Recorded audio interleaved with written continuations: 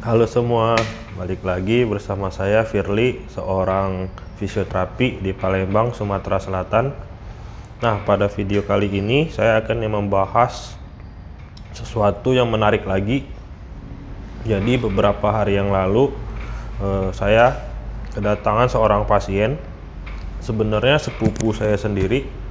Nah, dia mengalami nyeri di bagian rahangnya nih.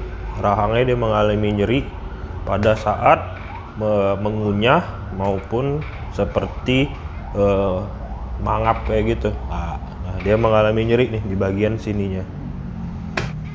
Nah, kita akan bahas bareng-bareng ya, dari segi kenapa bisa terjadi, terus penyebabnya apa. Biar saya mudah ngejelasinnya, saya ditemenin sama Anton nih, si tengkorak. Ton, senyum dulu Ton. Jadi TMJ itu apa sih Kak? TMJ itu merupakan suatu sendi yang terletak pada rahang. Jadi kalau misalnya kamu mangap tuh, coba kamu pegang yang di dekat kuping.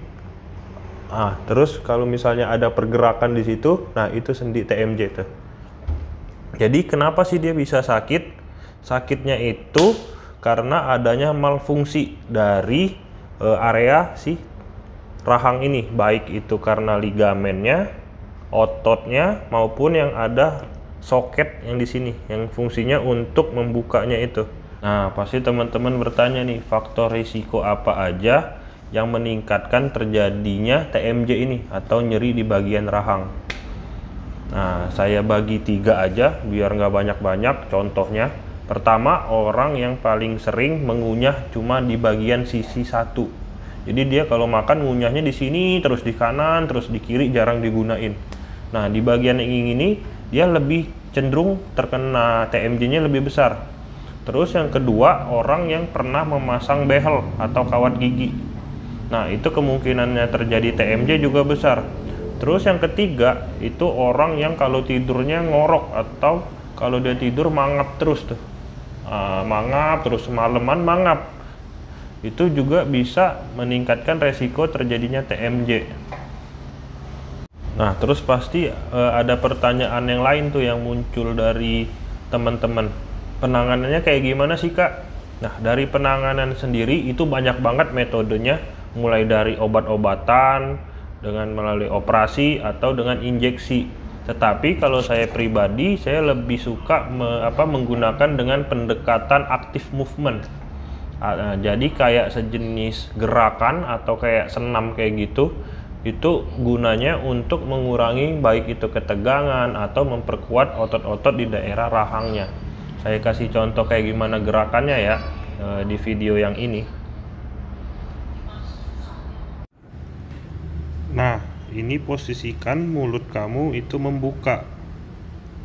Terus buka mulut cuman setengah aja, jangan full dulu, tapi setengah. Nah, kalau yang pertama tadi dibukanya cuma setengah, sekarang mulutnya kamu buka full. Ini bermanfaat untuk meregangkan otot-otot di sekitar rahang. Nah, gerakan selanjutnya, kamu posisikan mulutmu ngebuka cuma setengah, kemudian geser ke kanan dan ke kiri. Gerakan ini cukup mudah. Jadi caranya mundurkan dagu kamu ke arah leher.